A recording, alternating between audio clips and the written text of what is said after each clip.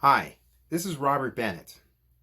Thank you for taking the time to listen to my appeal for your support to bring closure to the rising youth gangs and gun violence problem at a very difficult and very unique time in our world's history.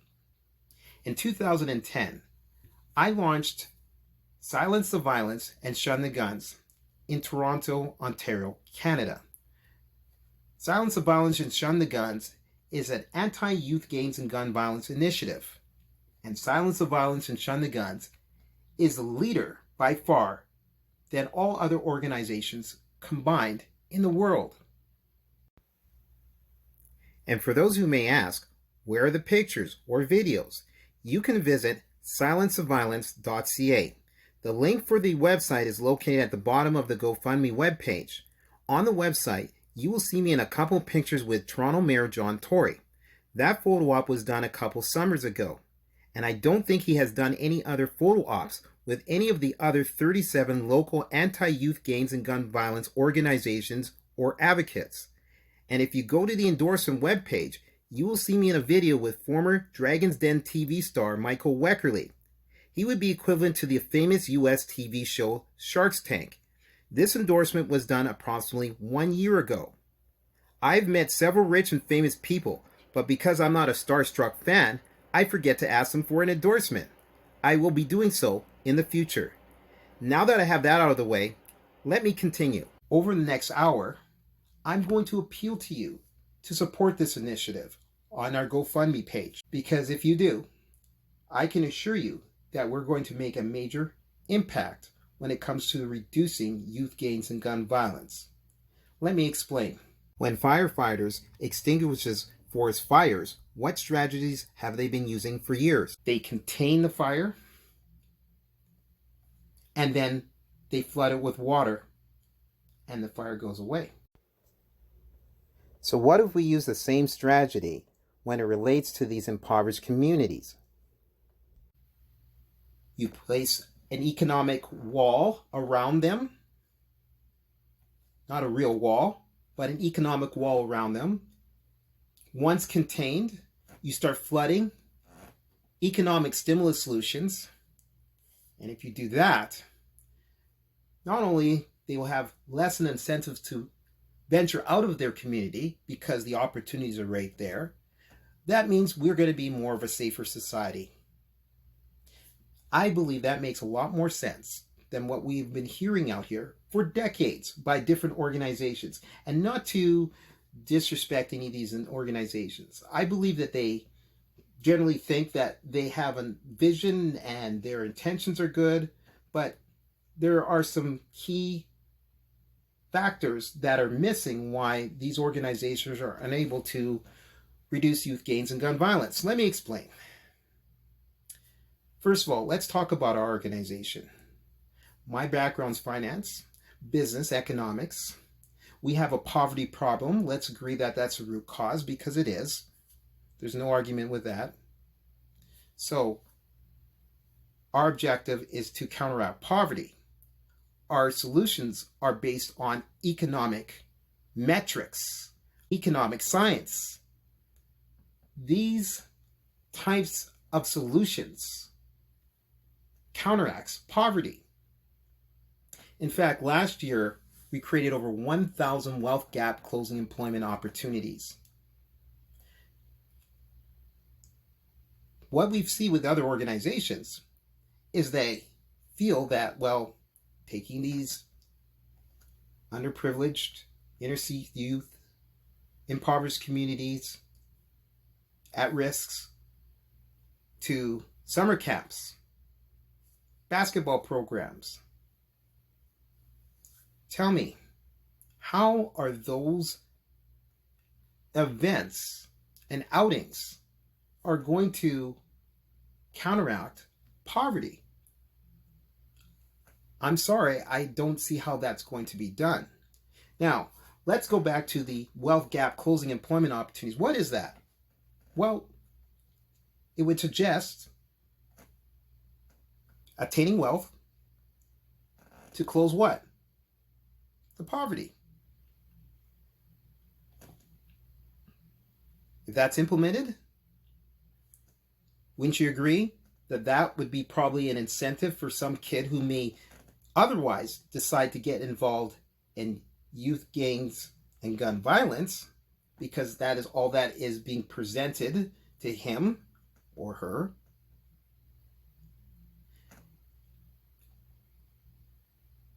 What we find with the other organizations that are out there, they are saying, well, we'll send them to a job fair, or there's listings here on the internet, or go to a job bank or an employment agency. Let me ask you this question. Do those types of organizations offer a premium in order for them to close a wealth gap? The answer is no, they do not. So, for example, are they saying, hey, look, I know you're from the hood. We know that you were born into poverty. You're well behind the rest of the people that are out there. You've been left behind, but, we're going to give you a chance, Jamil. So, you know what we're going to do, because we really care? We're going to pay you an additional 25% above what you're supposed to get paid so that you have a chance to catch up. The answer is no. So, if you're in a race, for example, I think this analogy will put everything in perspective, and the starter gun goes off and everyone runs ahead and you're still standing there, and everyone generally are running about the same speed, and then maybe about a few moments later you start running and you're behind them, but you're all running at the same speed. Will you ever have a chance to catch up? Will you have a legitimate chance to compete with them? The answer is no. So why would you think, or they, these organizations, anti-youth gangs and gun violence organizations, advocates, would think that those types of employment would be an incentive for somebody who can make, $500 a day? Instead of working like a dog at a low or minimum wage job, here in Ontario, probably netting around $70 is what I calculated. Why he or she would do something like that? So unless you have something that is comparable and a path that they can see their way out, is the only way you're going to attract them. So they may say, well, we're just going to bring in all these organizations to the hood and we're going to keep offering them these jobs. But if they're not wealth gap closing employment opportunities, you're wasting your time. See, what we've noticed is that there are people that support these types of organizations. But I'm sorry, unless they could tell me any different, there's no way they're going to have any impact in reducing youth gangs and gun violence. And if you look at their platforms and examine their models, you realize that virtually none of them has an economic strategy as their foremost solution. And because they don't have that, that is one of the reasons why we have a rising youth gangs and gun violence. It is not effective. So what we've done, we've taken a modernized approach, a metric-based approach. And that is one of the reasons on why we are so much further ahead than they are. And we haven't even begun with our expansion phase. And once that happens, after this pandemic ends and we are operating at a normal way of living, then we are going to be in the stratosphere. See, the thing is what I've noticed with these types of organizations, and it's not only anti-youth gangs and gun violence organizations, or other organizations, which I'll name in a moment, is they use short-term solutions to resolve these long-term problems. If you notice that people are in finance, the banks, always long-term, very conservative. They don't put out their pictures and videos and promote themselves. Well, isn't that interesting? We don't either. So perhaps we are what we claim that we are. These anti-youth gangs and gun violence organizations, we've reached out to them. There's about 37 of them in Ontario, Canada. None of them are interested in collaborating with us. And a lot of them are run by Black people. Now, we know Black people have our challenges. We're unable to work together. We know that. That's not a secret. But it took me a while to figure out why we're splintered. Because that's just the way we are. It doesn't matter what we do. But if you're going to reduce youth gangs and gun violence, there's got to be some form of collaboration, a network. So they have their organization, we have organization, they're all over the place, but there's some things that we do, we do some common things. That's not happening. But at the end of the day, the reality is that we are not here to discredit them, disrespect them. We just want to have a viable way to bring closure to reduce youth gangs and gun violence. I'm not quite sure if they have the formula to do it. You see, things need to be in a sequence. You can't have a combination to a safe, for example, and you have the numbers, and the numbers are out of sequence. Because if the numbers are out of sequence, you'll never open the safe. Let me give you an example. Some of them believe that they should be doing basketball programs right off the bat. Or it may be mental health. Or it may be summer schools. Or it may be guitars before guns, things of that nature. That's putting the cart before the horse. The economic side must be first. Because if you have the economic component in the forefront, all the other things now become accessible to you. So, as much as we like to work with them, I don't see how we can work with them. And we've evolved over a period of time as well. So, I begin to wonder,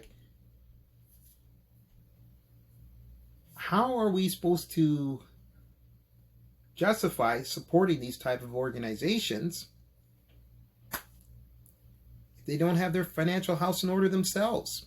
You're telling me that somebody who is in poverty is going to be able to find their way out of poverty through playing basketball or all the other things that I just mentioned? I don't think so, because they're not all going to make it the NBA. There are organizations that we know of right now. I'll name a few. United Way, Salvation Army, Boys and Girls Club. They bring in a lot of money.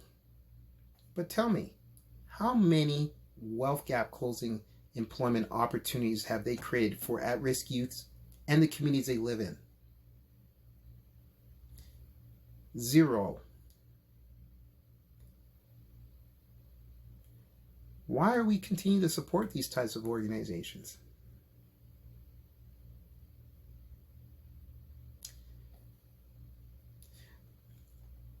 As I see it, I would like to use something that makes real sense. Going back to the analogy about the firefighting. Contain it, flood it. That works. They've been doing that for many, many years. However, when you look at what they've been doing for many years, for decades, they've been doing the same thing, and gun violence continues to increase. So can we at least agree that that probably isn't the best route to resolving youth gangs and gun violence? If they are able to learn how to become economically self-sufficient, then you will see not only a reduction in gun violence, but a sustainable way to reduce youth gangs and gun violence, because the opportunities are right there in their communities. If they realize that the opportunities lies within their communities, there's a lesser chance they're going to venture outside of their communities.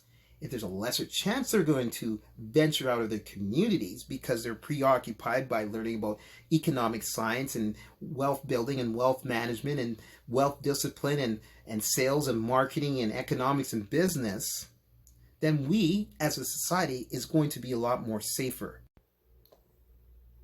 Because they won't be there in our communities bringing their problems with them. Gun violence occurs and some innocent individual ends up getting shot.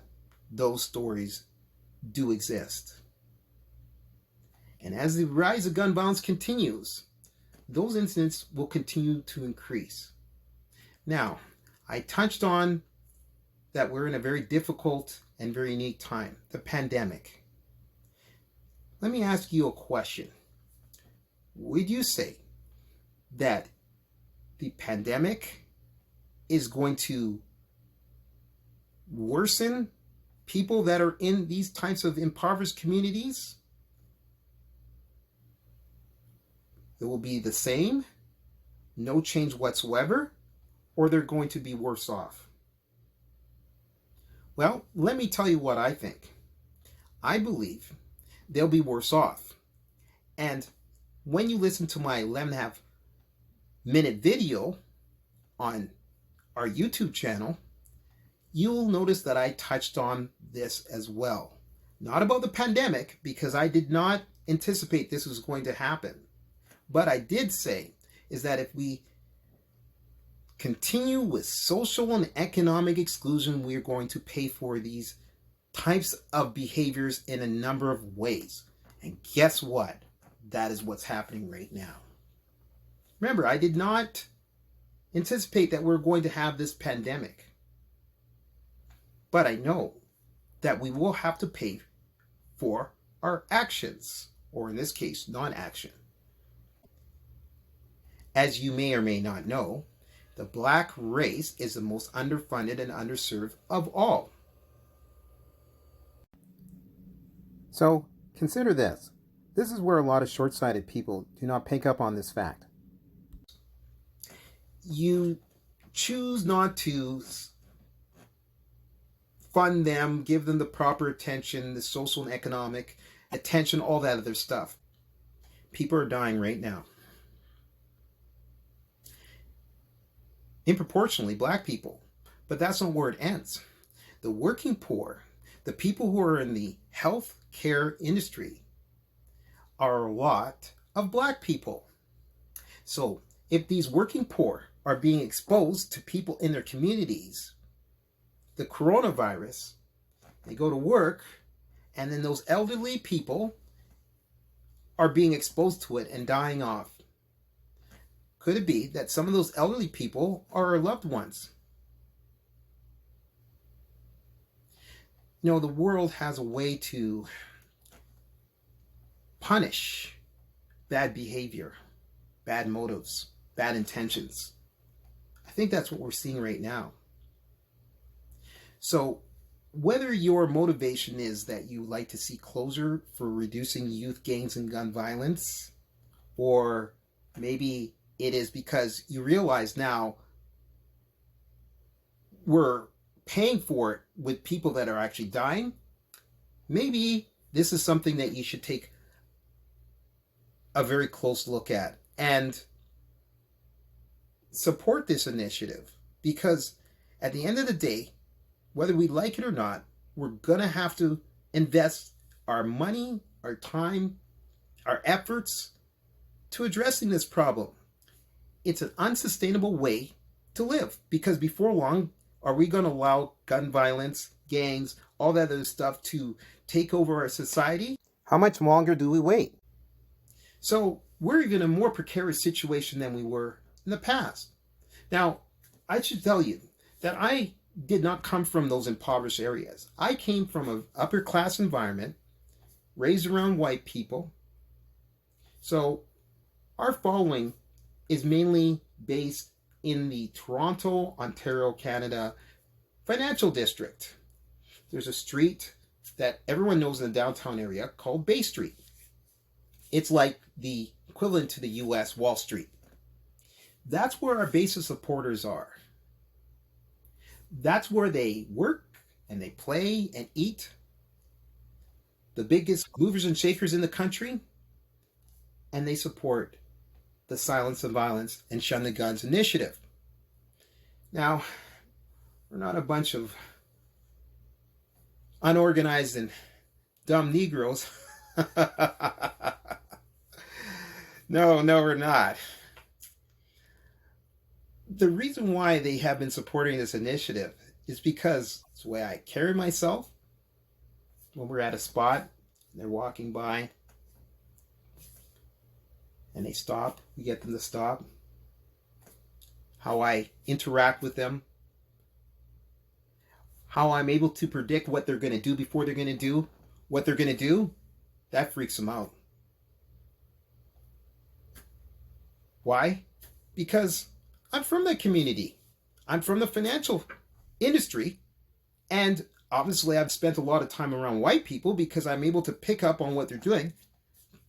But my first and foremost concern is about the black race. We need to catch up in that race of life that I had mentioned earlier before we could say that we're all being treated equally. You see, we hear about these things where people say we're in it together, we all treated equally. That's not true. Numbers do not lie. People do. So, if you claim that you have a black friend and you respect the black community, maybe this is a time to prove that you actually do support on a regular basis, equally to the other organizations that you support, too. Because without supporting a local black-based cause, in this case, this is basically a North American initiative, but it can stretch past even North America, because there's gang violence in other countries as well too. But our focus is to perfect the model here in Toronto, roll it across Canada and in the US, and then beyond. But you have to have some form of evidence that you do support them. Because having that one black friend, which I say at times to poke fun at them, and they say, oh, I have lots of black friends. Oh, so you have more than one black friend. Okay, so you have two black friends. And they go, no, I have a lot more than that. Okay, well, okay, that's what you say.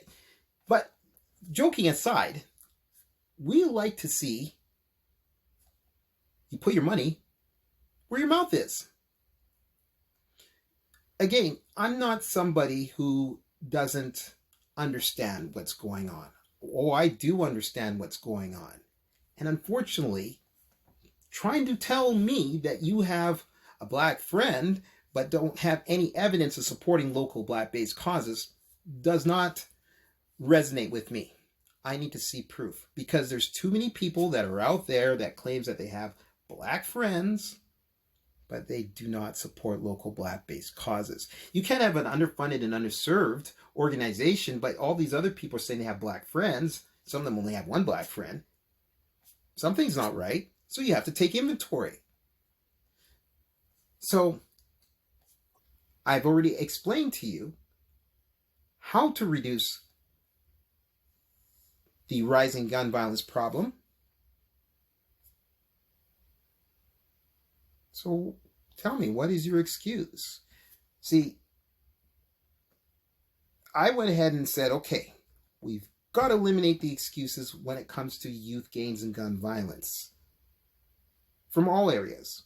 So, for example, with the at-risk youth that we are concerned about their welfare, their future, the economic opportunities.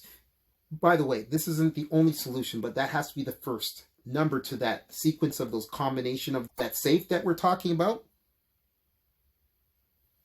So that has to be first. Then we have to consider that there's going to be excuses. Oh, I can't get a job. That's why I went ahead and started selling drugs, prostitution, human trafficking, all that other stuff. No, the economic opportunities are right here. Well, I don't want to learn about sales and marketing, business, and economics. But then how are you going to economically be self-sufficient if you don't understand how those things work? If you're a boxer, you're in a boxing match. Someone's trying to punch you. What do? You protect yourself. They were born in an environment, unfortunately, where, first of all, they're born in poverty. They realize there's a lot of no's in life. They get to a certain age where they start to realize that other people are making a ton of money in their communities, live in their communities. They realize they're engaged in crime. They take their chances. Even prior to them taking chances, they start to realize that they're being carded, police profiling. So they have to deal with that. They decide, maybe, some of them, get involved in this type of lifestyle. Because maybe they're from a broken home, so they don't have that love, acceptance, and family that they so desperately need. They may get shot by their rivals. They may get shot by the police. They get arrested. They might end up doing time. Now their chance of getting employment now is even much more unlikely now than ever before. And then the cycle begins again. They go back into that world because that's the only opportunities they have. Now, what if that young kid had the opportunity to learn about how to become economically self-sufficient? He or she probably would not take that route because they have options.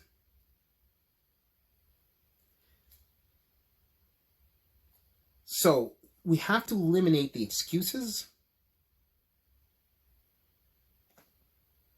so that we can toughen the laws. So if they are caught with a gun, they should be doing a lot of time for that because you have the options right here. So we're asking you to fund this GoFundMe campaign so that we can create options so there aren't any excuses. For the people who claim they have black friends, we got to eliminate those excuses as well. So we need to determine if you in fact do support local black-based causes, because nobody who really respects a black community isn't going to support it equally to the other ones they support. Because we are equals, right? I mean, I remember that we used to be referred to as 3/5 of a man. You might recall that. We were referred as 3/5 of a man, so why would you give half to 3/5 of a man, right? But I think we aren't regarded that way by, I'd say, most people. I'm sure there's probably KKK guys running around that are politicians and police officers and judges and people of that nature. But outside of them and the passive races and people like that, I think most people do refer us as being equal. We're humans, right? So we need to validate that. What about legal and law-abiding gun owners? What about the gun ban? Well, we're not interested in pursuing or advocating for a gun ban. And I'll tell you why. We're just interested in reducing youth gangs and gun violence. Those are criminal activity that we're talking about. A legal law-abiding gun owner, even if they were able to get a ban, it's not going to reduce youth gangs and gun violence because they're already obtaining guns illegally. You can go on our website and you will see that we are calling for legal and law-abiding gun owners to engage in this initiative. You see, we create bridges. And we also have solutions for them to educate the public that they're not your solution. They're barking up the wrong tree. Gun ban, if there was one to be put in place, should have been done a long time ago. A gun ban is the most effective before the guns get into an area that you're trying to protect. The guns have been here for a very long time. So what's the point of putting in a gun ban when the guns are already here? Now, Toronto Mayor John Tory and I look at this a little different. He feels that maybe their gun ban would be effective. I don't believe that. The only people that are going to be enforced with a gun ban are the people that are actually legal and law-abiding gun owners. That's why they call them legal and law-abiding gun owners. Okay? So until you do that, what I'm referring to is to take that step, if you choose to put in that ban. You're still going to have these problems that exist. And guess what? They're going to continue after the fact. It's going to have absolutely no impact. So you might be able to get an AR-15 and maybe firearms of that nature no longer being used. But hunters, they're not going out and shooting people in the city anyway with long guns. So, I mean, like if you have a rifle, I don't think you're going to say, okay, well, you know what? I'm going to walk around in the downtown Toronto area and I'm going to go ahead and shoot somebody that, my gang rival, right? You're going to have a small gun that's concealed, probably something really nice, brand new, maybe, very stylish, because, that's what those kids that are in that world likes, right? So I don't see how that's going to have really an impact.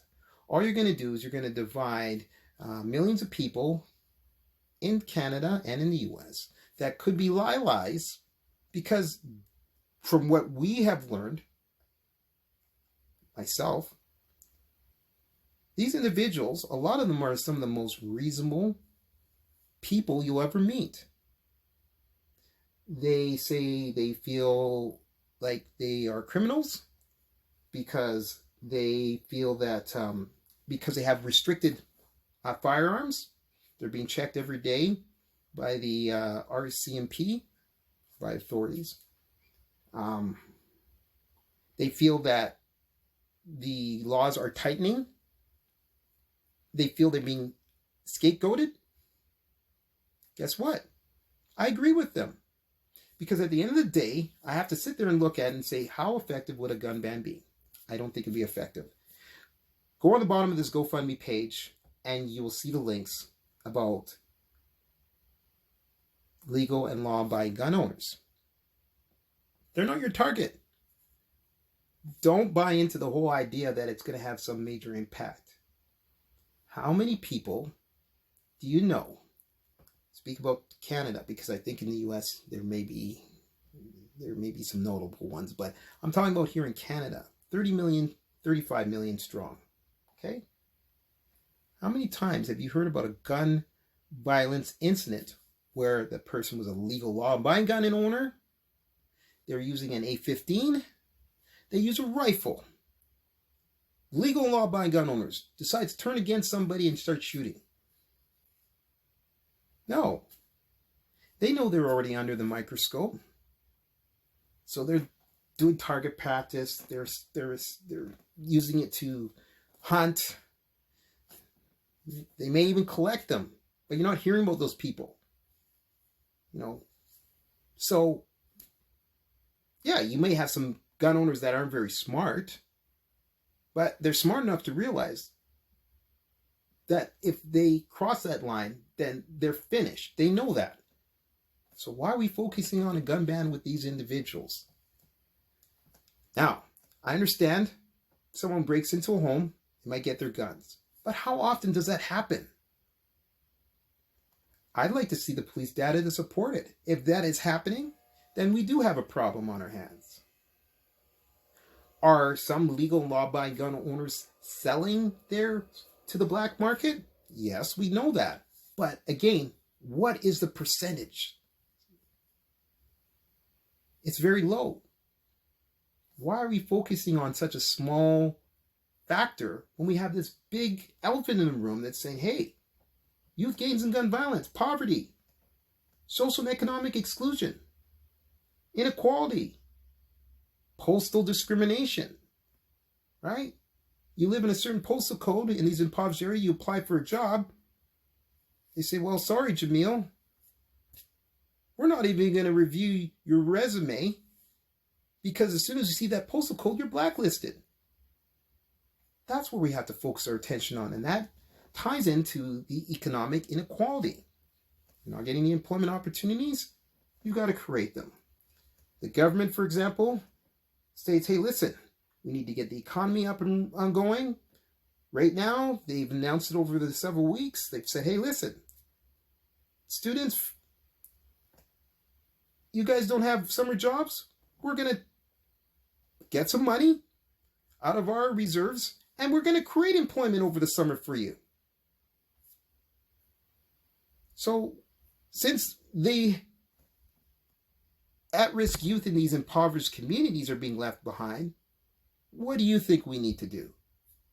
We need to amass some money so that we can create employment opportunities for them too. And then we need to overhaul those communities. So we have individuals that are in there that are selling products and services, and then they leave every night out of those communities because they don't live there. And the money leaves with them. Unless they're willing to start investing in those communities, we have to start to remove those individuals. And we have a solution to that, right? What I find with a lot of these anti-youth gangs and gun violence organizations and advocates is that they're saying, hey, look, the government should be funding this. The government should be funding this. Rightfully so, but what's the chance of them actually doing it? The government has to fund it. The government has to fund it. But what if they don't? What's your alternative solution? I've been asking that for quite some time now. So in our situation, we are doing whatever it takes. What do I mean by that? Well, we're selling our items to the general public. That's how we created the 1,000 wealth gap closing employment opportunities. So our phase 1 has been done. But they're not. They're not doing that. Look, I came from a financial area. I was earning more money than most black people in this country. And if I'm willing and humble enough to be selling on sidewalks, events, I could think of Youth Day and Epilepsy and Caravana and at St. Lawrence Market and you name it. Why can't these other at-risk youth who have not crossed the line yet reward themselves by earning a great income, learning about business and economics and finance and sales and marketing and wealth building and wealth management and wealth discipline so that they can become self-sufficient? Because now that kid could take that knowledge and those skills, and that's transferable. They could teach their own family, teach mom, dad, they could start their own business, right? I think that makes more sense than to say, hey, look, the government is responsible for it. How are you going to even think that the government or anyone would want to invest in an environment, which I just outlined a few moments ago, where there are economic opportunists that are there every day, extracting money out of the community? If you're a restaurant and you're serving your customers, wouldn't you clean the plates, the utensils, the glasses before you use them for the next customer? Or would you say that, well, no, I'm just going to leave it as dirty as it is and just throw the food on it and they're going to be happy with it? People would be appalled.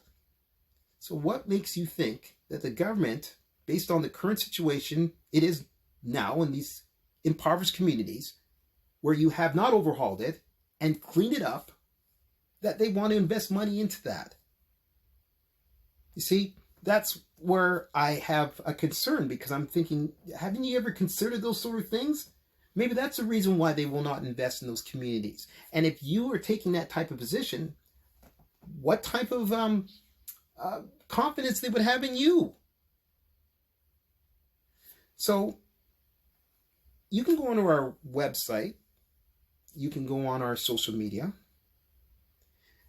and in any form of communications that outlines what we plan to do. create economic stimulus solutions, overhaul the communities, create a wall around those communities, dump in those economic stimulus solutions,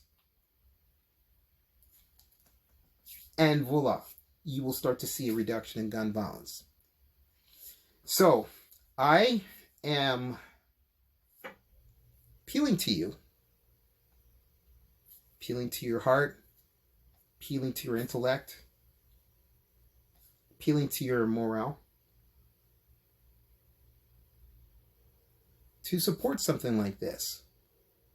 Because at the end of the day, the reality is this, that if we do nothing, this is where we are right now. In fact, here in Toronto, we had a 30% increase in gun violence over the last year at the same time. See, we're not in those communities yet. Consider us like a condo project. We dug the hole, built the foundation. Now we're at the ground floor. And start building and stacking the floors, right? And that happens very quickly. We're just at that point. If it wasn't for the coronavirus, this pandemic that we're experiencing right now, maybe we wouldn't be doing a GoFundMe at this point. We have so many different options at our disposal. But the reason why is because we're planning to expand. And because we're planning to expand, we can achieve what we need to achieve other ways. But as one door closes, we have 1,000 other doors to consider. And that's why we are going ahead with this GoFundMe campaign. Because as the saying goes, there's more than one way to skin a cat. We will achieve the objectives. I believe that people want to be associated with people who are success-oriented. We see it in sports. We see it in business. People want to be around success. I encourage you to look at all the things we have done, all the historic things we have done. We're monitoring how youth gains and gun violence is being reduced.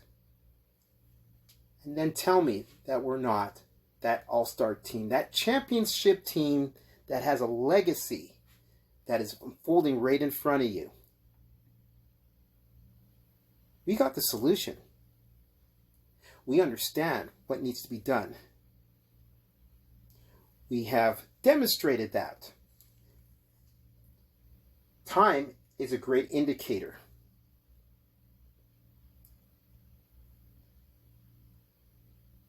So the question is, what's your excuse now? It's funny, we even have people that were critical of what we do, who call us names. I've heard every name slurred at me. I've heard it all. It doesn't bother me. Because I'm not here to appease those individuals. I'm there to advocate for people who do not have the means to be able to defend themselves when it comes to the quality of life. Those individuals, haters, we've turned some of them around too. You know, they don't have to like me, but they probably respect what I do at the end of the day once they understand. In fact, I remember there's been some times people walk up and saying what you guys are doing is a scam. Thinking, well, how is it that we're selling merchandise and you have no clear idea what we're actually doing? It's not like you've talked to us before. You haven't been on our website. You haven't been on our social media networks. And you've reached a conclusion, but you don't have factual information to support your accusation. And what is your alternative solution? What we said, okay, you convinced us we're scams, so we're just going to, we're just not going to continue on with this initiative. What's the alternative? What we find is those types of individuals never have a solution. Because it says, okay, well, fine. If that's what you believe, tell me what is the alternative solution. More police? Police don't bring jobs, whether they're good police officers or not, to those at-risk youth in their communities. Tougher jail sentences? Well, in Canada, sooner or later you're going to get out.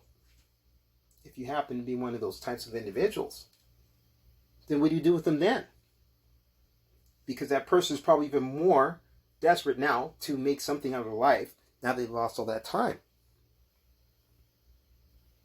Why isn't it that the government doesn't erect a building where it teaches about economic intelligence?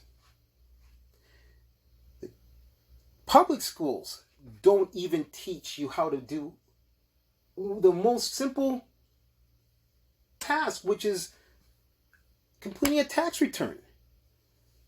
From age 6 all the way to 17, 18 years old. So that's about 11 years. They don't teach those sort of things. Did they teach about business? Did they teach about finance, economics? Don't you see?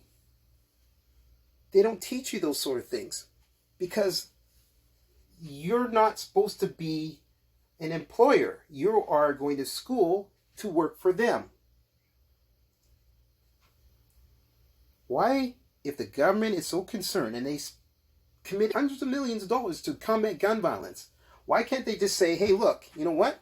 What we're going to do is that anybody who's on any form of government assistance, anyone is in those communities, what you have to do, it's mandatory. And I would support saying, hey, look, you'll be in prison if you don't go to this building that we just built over here that teaches you about economics and business and finance, sales and marketing, how to manage your money, how to acquire it, all those things. Why don't they do that?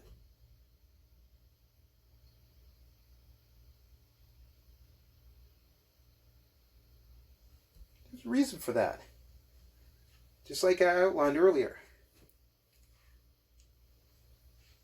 You're going to school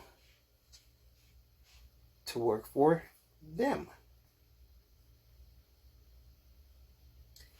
We're going to change that.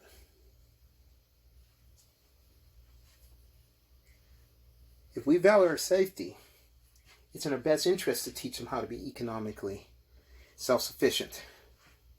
Sure, they'll be competing with other organizations in the marketplace, but at least we'd be more safe. They can take their businesses and apply economic opportunities so they can employ other people. If they're preoccupied working, then there's a better chance they're not going to get involved in this youth gangs and gun violence problem.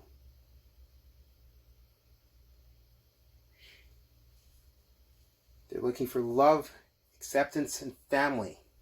If you do not have those things, you will find it somewhere else as an adult.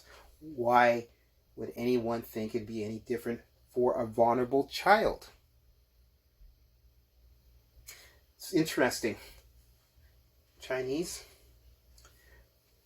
from almost the time that the kid can talk, they're already teaching them about economic science. I was in Montreal one time. Well, a number of times. We've been there for a few times there. Not lately, but we have been there a number of times with this initiative. And I saw a kid in a food court, very young, a child. And he was working the till. And I said to one of my branding executives who was with me, I said, look at that. Look at that kid. So I felt compelled to go up and ask him a couple questions. I asked him, how old is he? He said he's 10 years old. I said, when did you were taught how to run this business? Mother was in the background. You know what his response was? He said, I don't recall. What would that suggest? probably was being taught before he can even remember. Now, you compare a kid like that, and then you have these at-risk youth who has no concept, no clue about what he already knows at a very young age. And you tell me, how is a kid from an impoverished area supposed to compete with a kid that has learned these things before he's even 10 years old?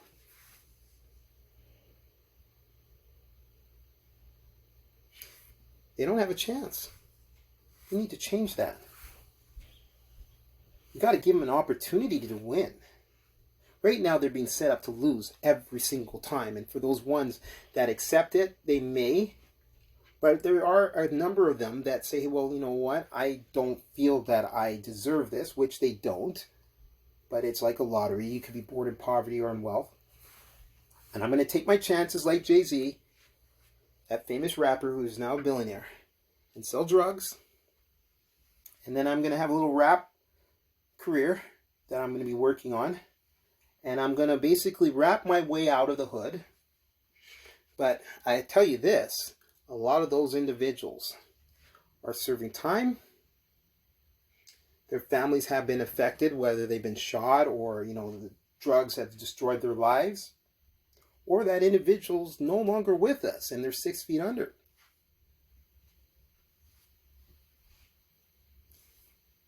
That is why we believe that our economic stimulus solutions, our strategies, will have a major impact to give people like at-risk youth the opportunity to be successful in this world.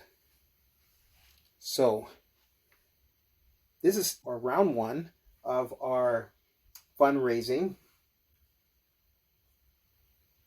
campaign. I plan to create videos and live streaming videos when we start building infrastructure. Once again, raising the bar much higher than it ever has been before. So you can see your donations working right on the spot. But we're in the process of developing the economic stimulus solutions. Again, we have 1,000 already from last year. This year we plan to create 10,000 more, and we need your help in order to do that. But once we have those things in place, and create that wall, and they're contained, we'll have the economic stimulus solutions to present them. Now, it would be nice that, after this pandemic happened and the lights turn on, it's not a light switch reaction, it's going to be gradual, but essentially, let's say if the lights turn back on and they looked around, they go, well, gee, all these opportunities are here, what's going on here? That would be the ideal situation, because the world is essentially, in certain areas, have stopped. And this gives us an opportunity, if we were in position at that point, to be able to implement those things. So when the light is turned back on, this is all they see, and they say, "Well, gee, I've never seen this before."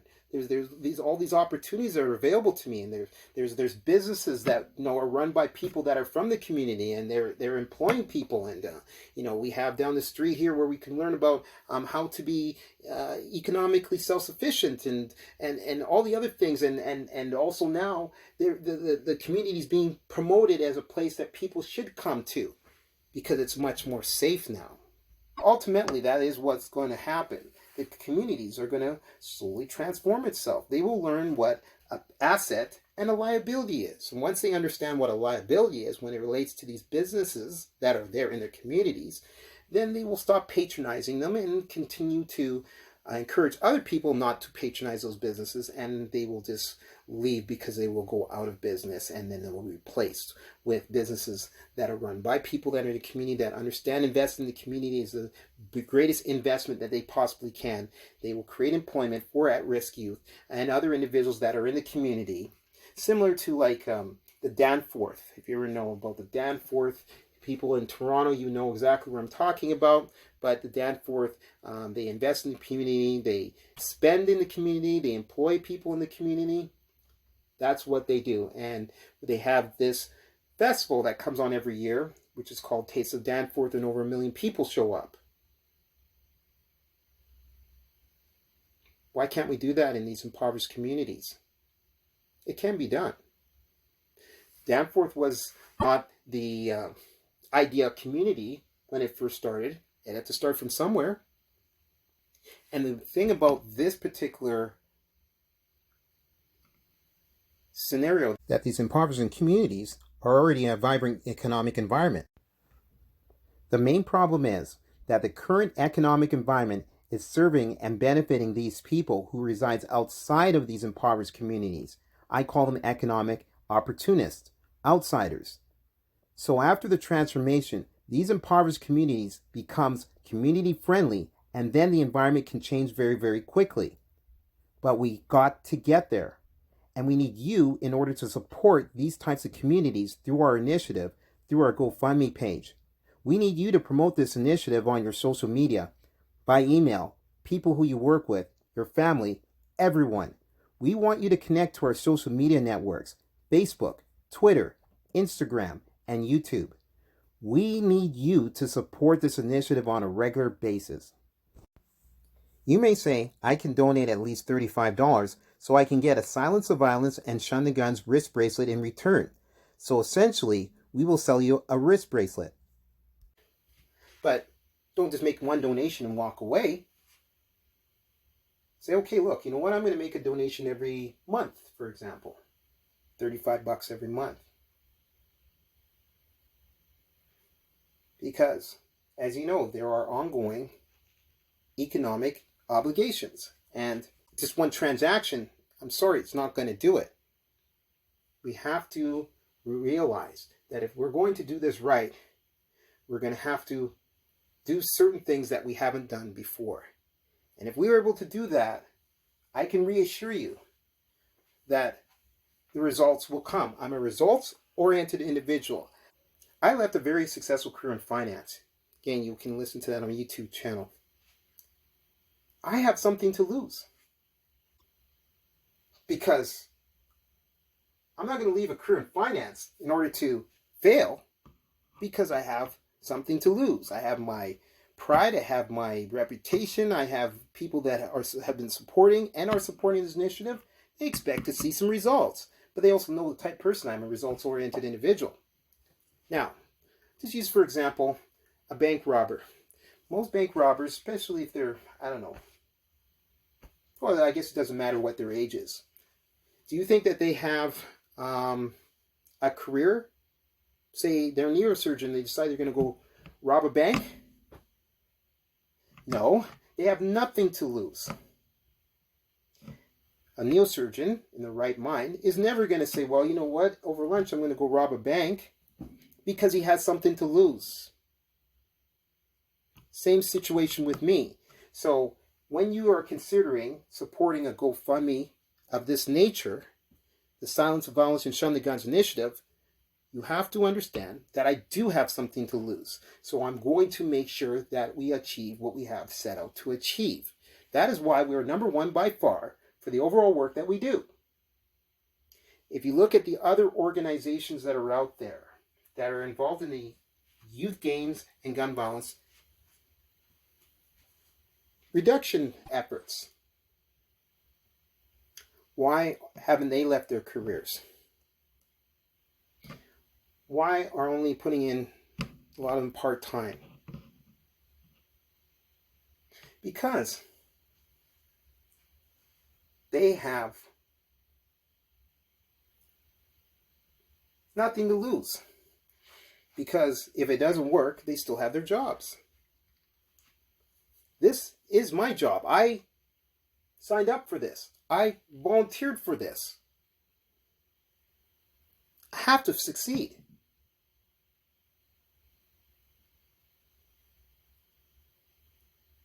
That's how you're able to determine which organization you should be considered supporting. They have nothing to lose because they still have other interests outside of this. They haven't figured out a way how to monetize what they're doing, and they're certainly not going to lower themselves down to engaging with the public on the street and all the other places I outlined earlier. They're not going to do that. But somehow I have a career in finance, which resulted in me earning more money than in probably 95% of the black people that live in this country. You got to show leadership by example. I'm talking about the kids who are sitting there going, well, there's no opportunity for me. I got to get involved in drugs. No, you do not. That's not an excuse anymore, because I have demonstrated that. This year in August will be 10 years. You know, black people, they tend not to be very organized. They never any staying power in these little startups and all that stuff. It's been almost 10 years. Don't tell me that there isn't an opportunity to solve your economic inequality problem, because we have it. We have a lot of freedom with what we do. Learn how to sell, customer service, all those sort of things. We've got it there for you. So we don't want to hear those excuses, because it's not a valid excuse. And that is one of the main reasons on why we are successful, because we're eliminating excuses from all walks of life. The people who claim to have a black friend, the illegal law-abiding gun owners, the individuals who say that they are oppressed economically. We've eliminated them all. We're playing chess. They're playing checkers. We're the leading anti-youth gangs and gun violence by far in the world. The other ones, their social media presence does not even add up to ours.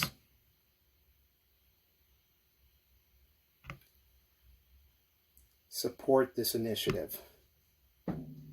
You will not be disappointed.